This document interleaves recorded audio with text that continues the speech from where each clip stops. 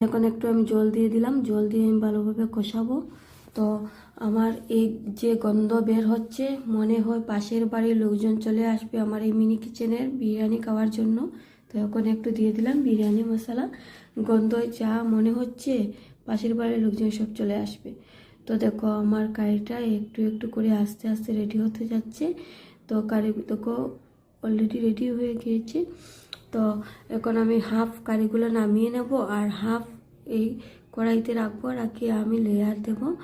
এখন আমি নামিয়ে দেব অর্ধেক, অর্ধেক নামিয়ে দিয়ে আমি 2টা লেয়ার দেব বাদ দিয়ে। তো এখন আমি একটু বাদ দেব, দিয়ে এটার উপরে আমি দেব পেঁয়াজ ভেজে রেখেছিলাম,